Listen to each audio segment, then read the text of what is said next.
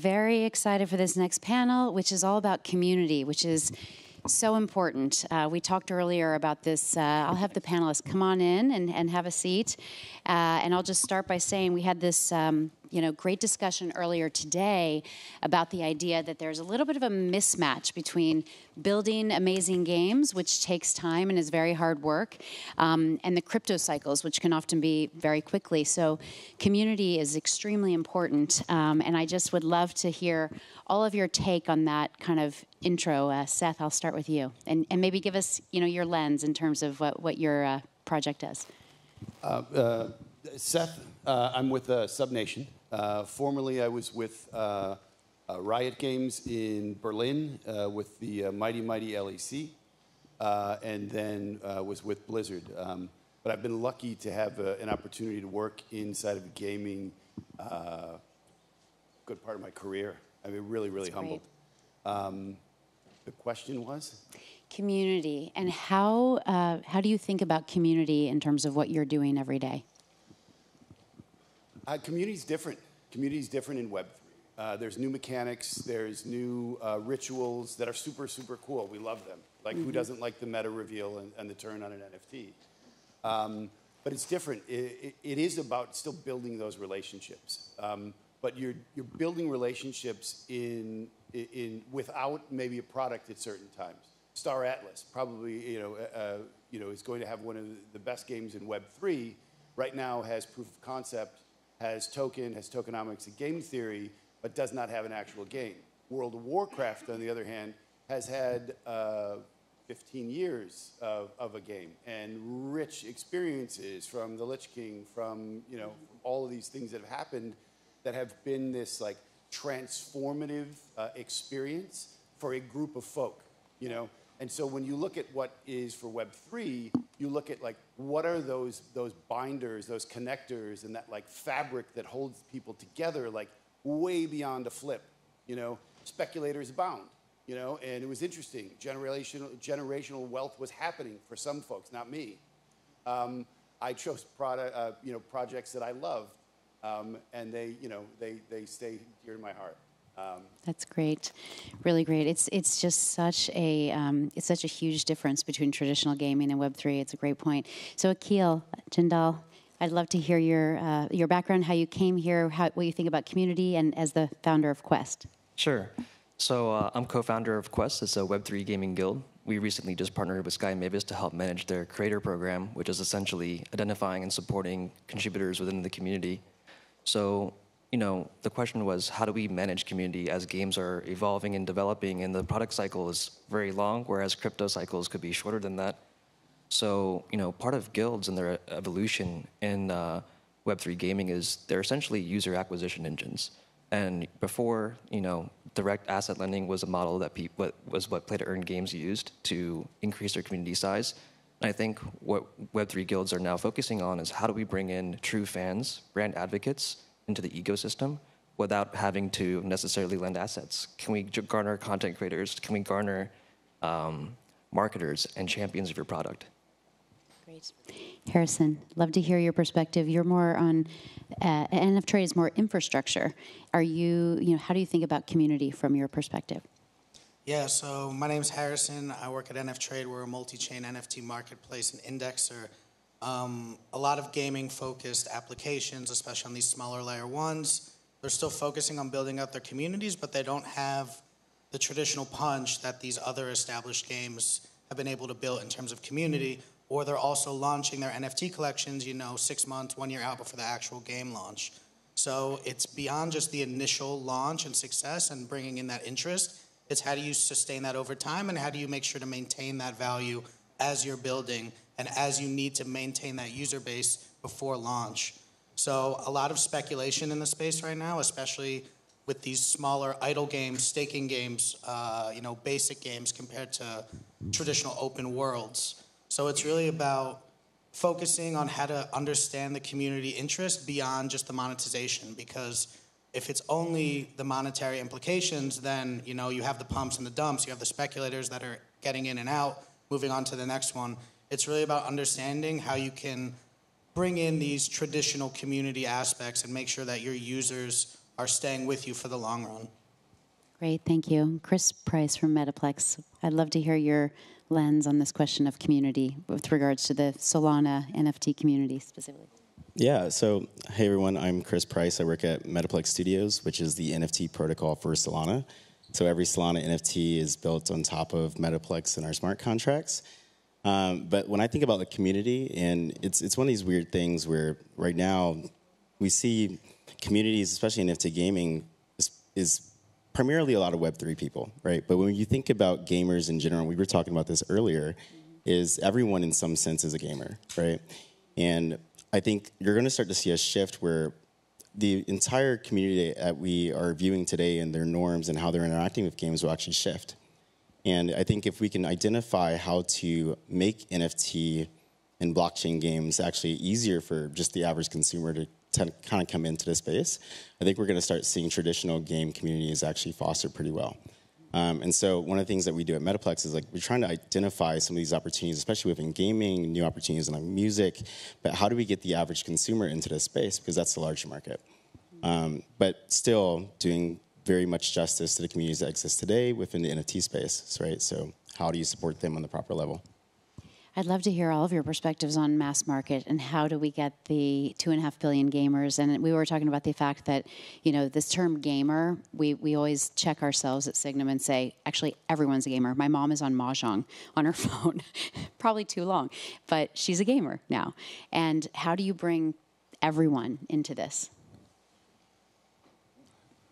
The toughest question. We're here to solve it for sure. You know, I think that, you know, in our earlier conversations, we looked at and we asked ourselves, what is community, and what makes up an experience that can create, you know, community. And I think that, you know, you look at this, you know, we're at a very interesting space with Web3 and the Web3 rituals, and then the barriers, and then you mentioned, you know, I'll say Candy Crush. Somebody will say, you know, slot machines or whatever the case is, all gaming. But then, you know, when you really look at like where this wants to be, where it wants to aspire to be, is it wants a rich history with users who are connected to an experience or a product as a collective. You know, something that you could say, I remember when X. Yeah. You know, yeah. I remember when Halo came out. I do. The music was fantastic. The game was mind-blowing. And it was a first product on Xbox. It was just like, this is the first product, changed the game, you know. Before that, it was GoldenEye.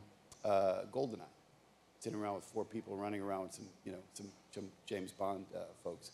But what you're really looking for is like, how do you, as a brand, as a leader, as a community leader, how are you really, really, really making connections that are going to last and have value? And I'm not talking about value of saying, I got that NFT, and then now it's worth this, and then it's worth that. I'm talking about real value that transcends that. That says, I keep that thing because that memory now stands out in my mind as the most important and most valuable piece that I have. And because of that, I'll never sell that. I'm going to keep that because it's going to remind me of the time we came together as a guild, which is the true version of what a guild is when you look at what World of Warcraft has. And that was that moment that we grinded and did it, you know, X amount of times, or with Destiny, and you did all these things together, and it's like, that I'm going to save. And that doesn't have value that can be, you know, bought for 700, you know, whatever the case is. Yeah, it's so true. I was talking to Async Art about a new product called Blueprints that they have out, and they said, think of it as a ticket to the party or the merch store after. And they're, you know, the blueprints are going to be very low priced, which I also really like. And I think that this multi-dimensional ownership aspect is so important, something that unlocks surprise and delight in the future, and as a souvenir, like you said. So yeah, love to hear anyone else jump in on that idea. Yeah, so I think, you know, a low-hanging fruit answer is like great products, but, you know, what will actually create this, like, a catalyst, in my opinion, is like the iPhone moment, where the benefit you're offered by participating in this technology is so much greater than the effort it takes to actually adopt it. That's one way I would take that. And also, like, until that happens, that might be, several years, if not longer than now, to actually create that iPhone moment. So where are those billion users going to come from before then? And I think, Play to Earn Gaming actually showed us where those users are going to be. It's where the underbanked and unbanked populations can really benefit from having custodianship over their wallet and being able to integrate themselves in financial systems. Great. Yeah, I think going back to what Chris said before, just about the different communities, I think right now there's a very big difference between blockchain gamers and traditional gamers aren't really involved in the crypto space yet because a lot of the crypto-based games are focused on earning primarily, where it's the fun and the intangibles that are creating that long-term growth. If you're playing a game with the goal of earning, $1,000 a month, you have a very, very different motivational factor than someone that's playing for free or playing with friends. And I think that's why we're starting to see the entire industry move from play to earn to play and earn, where the earning is still a vital factor, but it's not the primary motivation of playing. The Halos, the World of Warcrafts, RuneScape, Call of Duty, you're not playing those games to make money, but if you do have the chance to make money while you're enjoying it, that's where the real value of the Web3 gaming comes in. So I think the most important thing is really just creating great products, creating great games, and then adding that monetization layer is the icing on the cake that really can drive a lot of value back into that ecosystem. That is so important. I love the language, recognition because, so we're investors in Mythical Games, and they are launching an NFL game, and they changed the wording to play and own. Mythical, love it. I like the words. I'm actually super excited. So we're SubNation. We're working on the go-to-market strategy for NFL Rivals, as well as Awesome. running the Discord and growth and user acquisition. I pick up my phone and I would go on the Discord server right now and tell the community that I'm here. That's amazing. I love it. Well, NFL Rivals, we're seed investors and been there for the ride, and I loved the change in language to play and own, because I totally agree with you, Harrison. And Chris, you and I talked in the back about, this idea of game development. You and your team have more gaming backgrounds than crypto backgrounds. Can you talk about that and how you see that in the future rolling out? Yeah, so prior to Metaplex, I actually worked at Facebook and Facebook Reality Labs working on augmented reality. And so a lot of my old coworkers and friends are actually game developers, right? And it's one of these weird things where game developers today, they would love to get into crypto in some extent. There's some of them that hate it, but there's also a ton that are super excited about it. And we're working on 2 games. One's a AAA title. It's a looter shooter tower defense game called Erratic Island. And then there's another one that's a hyper casual game. It's kind of like Candy Crush. And we were talking about this in the back is like, how do we market towards the Candy Crush audience for a game that probably doesn't really fit with a lot of people who are probably Web3 native, right? And in some cases, it's not in the Discord channels. It's not in NFT NYC. It's actually probably on Facebook groups, right? Or even Facebook in general. And so you said something earlier, Seth, that it was about like, it was about those moments where you're like, I remember when, right? And I think those moments are really powerful when it comes to people, right? And so how do you speak to those people at a level that's a memory, it's a connection, it brings them together on a personal level? And I think that's how, if we can start to talk in that language, like you're working on that new marketing go-to-market, I think we can actually get a lot more people to actually like get the concept of why they would actually come into this space. It's no longer intimidating, it's more welcoming, right? And I think that's one of the things when I think about even the stuff we're doing. We're looking at completely different marketing campaigns because we actually believe we're actually going to get more growth instead of targeting a very subset of people. That makes a lot of sense. So I'd love to talk about, you mentioned Discord, and I'd love to ask you all about Discord because we started a Women in Gaming Zoom, we call it WIGS, a couple of years ago at GamesBeat, and our Discord is the heart of our community. And, outsiders are always saying, people are never, like, Discord is so hard, it's so complicated, and I don't know what it is. It's kind of like Ben Nolan was here from CryptoVoxels. It's like, I don't know why, but it's just awesome. But still, on the flip side, we need more kind of creativity and tools to come out of Discord, to really build community. Have you guys seen, what are you guys seeing? And I'd love to hear your perspective. You mentioned Discord as well. Yeah, so, it's very funny that you say like that tips and tricks and tools. So, part of the stuff that we look at is how can we gamify community engagement? And so what we do is take essentially the IP that our community loves, integrate them in different ways into Discord. Maybe it's like a gold shopkeeper that you can buy in-game assets with, or and you essentially earn this gold by participating in the Discord, being on voice calls, being productive in the community. And so, yeah, those are the kind of tools that we use in Discord to really amplify engagement. Yeah. So voice. So Discord is awesome. Turn off your DMs. I know everybody in the audience has probably done that. And don't click any links. Only look at the official links and listen to your moderators. They work hard. But Discord's one of those pieces to where it's like, it's what we have today. And it started as a tool that was used to solve, let's say League of Legends. They didn't have an in-game chat. So this came around, I think Andy Swanson was the first person that had introduced that to me, and Andy was like this guru in kind of the space for me. I was like, oh wow, this is amazing. But it's one of those tools from like gaming that was adopted for this, and it works perfect. But I think when we really look at what is community and what are the rituals and the pieces, we see beyond the trappings of today. And those trappings are blind spots. Gamers hate crypto.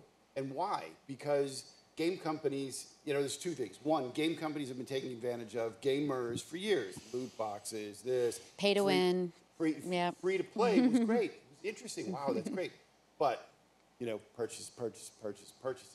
I've spent more money on the games that I downloaded on my iPhone than I did for Call of Duty. Just keep that in mind. And all I was buying was gas for some tractor I cared nothing about.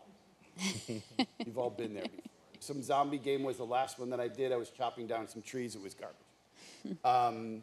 But I spent more money on it. I spent $90. Didn't tell my wife. I spent $90 in 20 minutes because I needed to get gas to do that. And it was the same thing with Zed Run. I did that with Zed Run. I bought a horse. It didn't win place or show.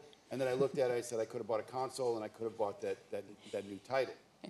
But when we look at what these tools are for today, and we look at the sentiment from the gaming community, and then also the promises of game companies to where it's like, I want to develop a game. There are so many game developers in the world now that tokens are involved in it. It's really interesting. I've never seen so many people who wanted to dream of building a game based on Cleopatra. And somebody asked me, well, what do you think of that? We're going to do this game and we're going to drop a token. I was like, highly suspect because everybody else wants to do the same thing. And so promise of a game that's AAA, it takes a lot. Developers know how much work goes into it. And there is no game, and all it is the skin or a rig from Unreal Engine. Cool. You could do that too in a couple of hours, and you would be showing somebody the same thing that any of these AAA games are promising. So the gamers have that stuff, and those are those blind spots that are there. And so when we talk about what community means to gaming, we're seeing beyond that, but we're using the tools that are available today. So Discord's cool. Play to earn is cool. But when we talked about what your wallet looks like, when you look at your wallet and you look at all those games that you play, from Destiny, which has got some of the coolest designs ever. Who doesn't want to be a space cowboy and a warlock at the same time? It's totally cool. I wish they had NFTs for it. I would buy them all. But when you look at those things and you look at your Direct Connect wallet, and so a wallet, take a look at your wallet from all the games that you played from 10 years ago, and imagine Direct Connecting your wallet and dropping in with all your kill streaks from Call of Duty and your gun weapon upgrades and all of that stuff. That's fucking dope. Sorry about the language. But that's dope. And that's what we look at when we look at this is like, all right, so how do we get to there so we can buff out all of these bizarre rituals that get in the way of people actually enjoying it? It's not about the speculators. I think it really is about game enjoyment and then being able to take that with you. It's like, keep that promise for me of that innovation rather than the promise of innovation and then, cool, now it's just all about tokens and the shortest distance is I'm going to sit there and grind, as I did in Dragon Age inside of a field, just trying to level up. It's not really that fun. It's just so interesting how different these worlds are, and the fact that when they do come together, it's just going to be massive. I mean, I was, back in 2018, I was meeting a blockchain team that was mainly cryptographers, and I said, so, do you have any background in video games? And one of the guys said, we're cryptographers. You don't think we can figure out video games? And it just was like, wow, there's really a vast difference between these two sides. And they're coming together. I think the first few years were bumpy, as we all know, but I feel like we've got really good foundation here. And I wanted to talk to you about interoperability because you know, you're, and more about how you do that. Is it the wallet? Does it allow you to tap into multiple games on multiple chains? How does that work? Yeah, so we're a multi-chain marketplace right now. We're live on 6 main nets: Ethereum, BNB Chain, Avalanche, Polygon, Moonriver, and Moonbeam. Getting ready to add Solana and Immutable. We'll have a cross-chain implementation soon. Right now, the demand for interoperability isn't necessarily there just because these gaming ecosystems aren't super robust yet. But as the ecosystem evolves, you know, one of the amazing aspects of Web3 and decentralization is the composability and the interoperability where, you know, you have your ape or you have your character, your Axie, and you'll be able to use that as your base character throughout the entire gaming ecosystem. So, you know, as you're hopping from game to game, you're bringing your past experiences and the value you've generated to an extent with you. So that will continue to develop and will be important in the future, I think. It may take another, 2 to 5 years until we really even start to see it begin. But the interoperability aspect is super interesting and super important, and I think it'll play a pretty big role in Web3 games moving forward. That's awesome. So Chris, and well, I know this is next up for you, but I'd love to hear a little hint about kind of some games that you've been thinking about and kind of what you think might work after having interacted with this massive ecosystem of Solana and NFTs. What do you think might work in terms of content going forward?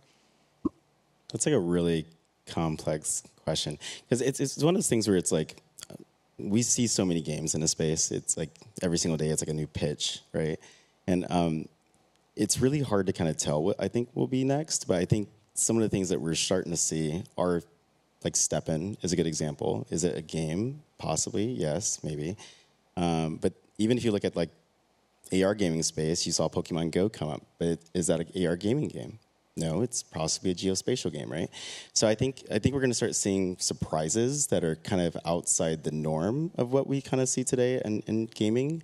That actually will bring in a lot of new users to the space. I don't think we're there yet, but I think we'll see some things in the next year or so that will challenge the notion of what is a game, right? Yeah, it's like the gamification of these different things. Like STEPN is a great example. Like, is it an exercise app? Is it a social app? But there are these gaming features that make it competitive and make, your ability to earn and grow within that ecosystem. So it kind of pushes the dynamic of what is a game. Yeah. But it's interesting, early on in the space, we talked about innovation and the possibilities, and we all had been there when reading Matthew Ball's readings. And Dom Hoffman dropped this project that was probably one of the best projects that I had seen. It's a game, but there's no game. And what was so interesting about it was that we talk about community, we talk about game, what the potential is. There isn't a game. So Loot is the project. If you know it, you love it. It came out. It changed. It was at this hyper speed of what was happening. So it was Loot, and then Beanie Max came out with Bloot. But it was just it was every given weekend there was something that was happening. But what was so interesting about Loot for me was the community was the game. The community is the processor, and they're still processing what this game looks like. And it, for me, is probably one of the greatest communities that exist. I'm sorry, I'm emotional about it. Because I know that they're working on it. And it's that's so great. That's the power of Web3. Just imagine that. Technology and the power of Web3 is people powered. Love it. Those are powerful last words. Thank you so much. And thank you all so much for joining this panel. This has been really, really great. Thank you so much.